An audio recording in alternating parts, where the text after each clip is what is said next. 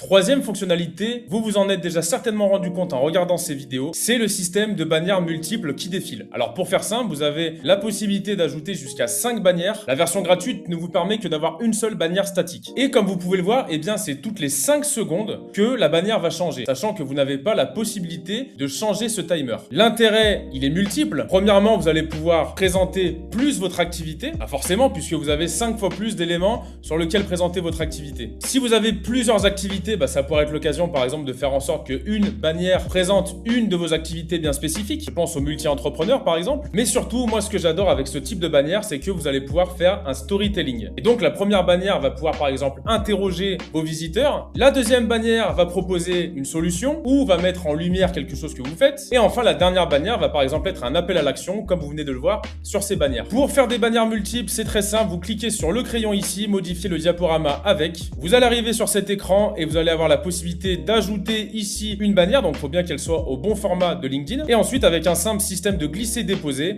vous allez pouvoir mettre les bannières exactement à la place à laquelle vous voulez. Donc si vous avez choisi de faire du storytelling, eh bien la première bannière sera le début de votre histoire et naturellement la troisième, quatrième ou cinquième bannière sera la fin de l'histoire. C'est vraiment très chouette, mais l'inconvénient c'est que des personnes n'auront peut-être pas la motivation de lire toutes vos bannières. En tout cas, ce qui est certain, c'est que ça rend votre profil beaucoup plus dynamique et quelque part ça le rend aussi beaucoup plus moderne. Par contre, vous avez bien compris que comme c'est 5 secondes maximum par bannière, eh bien il faut pas qu'il y ait trop d'éléments visuels ou d'éléments à lire sur votre bannière. Donc vous allez devoir épurer par rapport à une bannière classique où là vous avez la possibilité de mettre davantage de texte. Et dans cet exercice, il faut vraiment que vous vous mettiez à la place de la personne qui arrive sur votre site et que vous fassiez l'exercice de est-ce que je suis capable de lire ce qui est écrit en 5 secondes? Est-ce que ça fait pas trop surchargé? Est-ce que ça ne donne pas un stress négatif à la personne qui arriverait sur votre profil et qui n'aurait pas le temps de tout lire en même temps et qui se dirait oh là là, flemme, je switch. C'est donc un subtil équilibre à trouver vous-même. Bien entendu, si vous voulez que je vous accompagne sur cette partie-là, vous pouvez me contacter quand vous voulez. C'est notamment une de mes spécialités en personal branding. Allez, on se retrouve juste après pour la quatrième fonctionnalité.